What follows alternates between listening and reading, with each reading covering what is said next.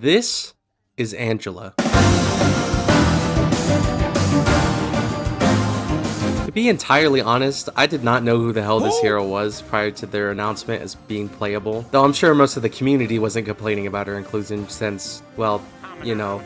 Angela is the newest tank since Emma Frost in Season 2, and while Emma introduced a pretty unique gameplay style with her hybrid of mid-range and close combat style, Angela also continues the new trend of being pretty radically different gameplay styles in the tank role. Personally, I like the experimentation Rivals does with the tank role. I think it's important to give a variety into what's often considered the weakest class in the game from a fun factor, but Angela certainly sticks out from any so far, as she's the first tank to heavily rely on aerial combat. I don't know the logistics of a one-winged angel being able to fly so cleanly, but regardless, most of your attack will be done in the air. She's by far one of the most agile characters in the game, thanks to her flight speed and her charge that can get you to where you need to go even faster. Easily the quickest of the tanks for those dissatisfied with the much more slow maneuvers of the others. Similar to the last new hero played, Angela's got pretty much two modes you can be in. The default is the aforementioned flight mode. There's no limit to how long you can be in the air, and you'll gain attack power in your next move just simply by flying around, or when having someone pinned on your charge. I'm a bit iffy on this passive.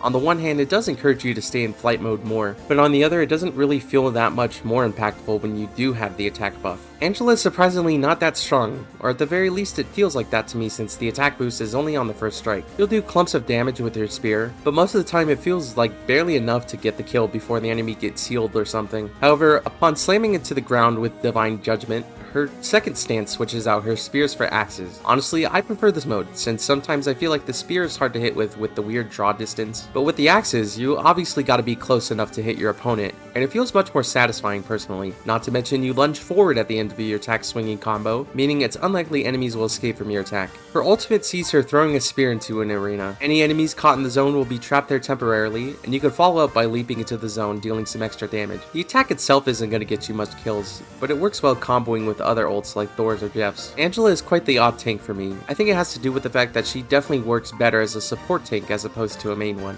In some aspects, I kinda wish her main mode was the Axe form, with her winged form being either temporary or secondary. I think that would encourage being with your team more, a key component to the tank role I'd argue, as I found most of the time Angela players barely stick with the team at all, since it's more optimal to flank and bring players to your side. It's a different type of tank role, and while I can commend that, it does leave you little time to stick with your team. I also think defensively she's a bit lacking. Base health of 450, I guess 550 this season, makes her the tank with the lowest HP as of now, I guess not counting Bruce Banner, combined with her pitiful shield that really only acts as an instant attack charge, as attacking the shield will build up the gauge. With its 350 damage block that offers only defense to herself, she can be shredded pretty easily. This isn't to imply she's bad though. I think in the right circumstances she can be pretty fun, especially when you manage to pin someone and just yuck them off the map. It's pretty funny, but I think she's one of the most situational tanks so far, with damage and defensive properties that doesn't fully support that all the time. Still though, I'll commend a unique style of tank Rivals presents with Angela. Or hell, a new tank at all, since it's probably going to be another 2 or 3 seasons till we get a new one. Stay strong, tank mains. We'll get Big Wheel one day.